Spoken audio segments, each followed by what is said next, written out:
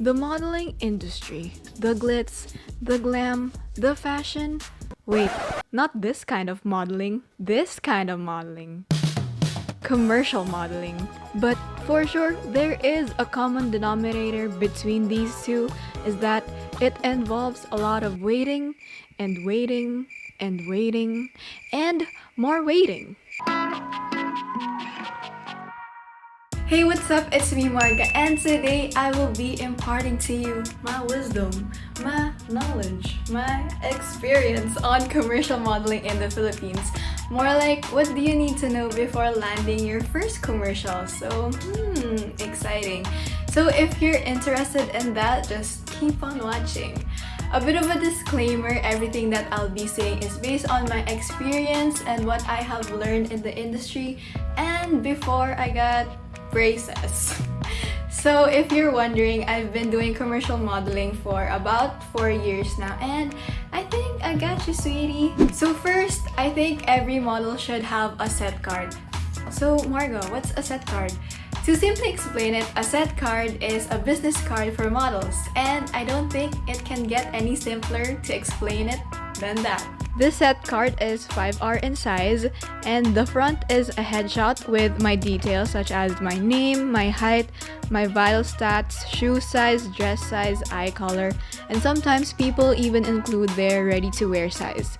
Then at the back are photos that shows your left angle, right angle, half body. Oh my god, this was taken by Dookie Dukay, Starstruck, who shot a lot of celebrities and previous Miss Universe P awards back. Then a whole body, and I also put my contact details such as my email and mobile here.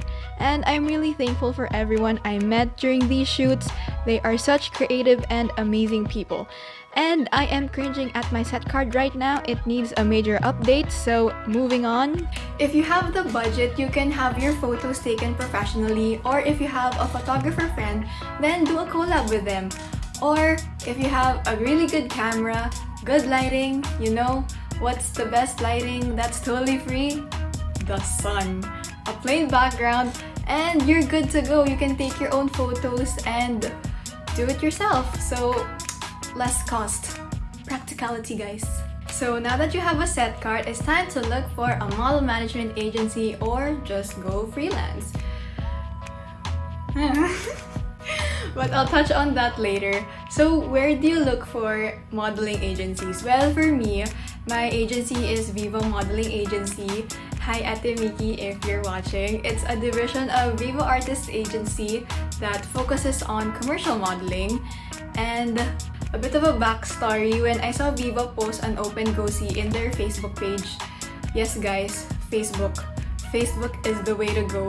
So they had an open go-see and I was like, wow, Viva, Viva Artists, Viva Films, Viva Records, Viva. So I tried it out and luckily I got called back and the rest was history. So Viva is one of the model management agencies out there, but there are also a lot of agencies. The usual ones that I see in sign-up sheets are IM Agency, Mercator, Reco, Titan, Merge, Prima Stella.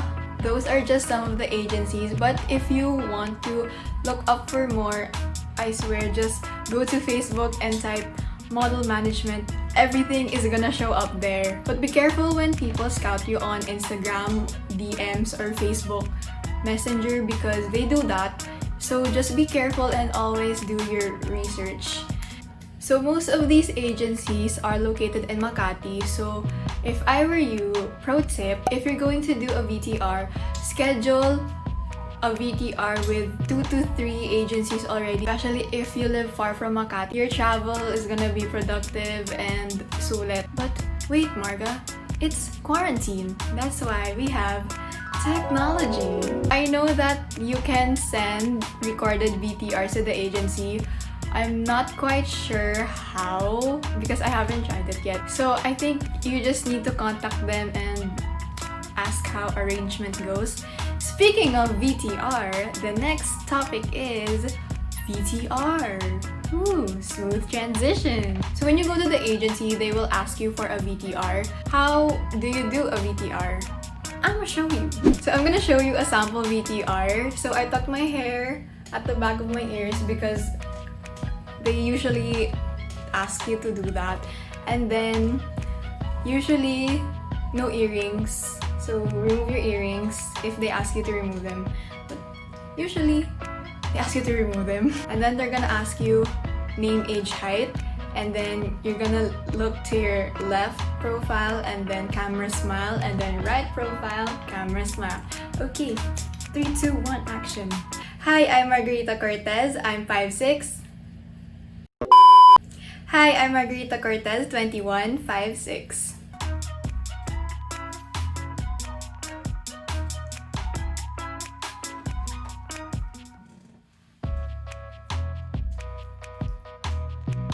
And then they're gonna ask you to do some acting. It's usually yes or wow with that emotion. So like, yes, happy, yes. That is so weird. So usually that, so that yes, happy, sad, confused, angry, excited. Yes, happy and excited are two different emotions, guys.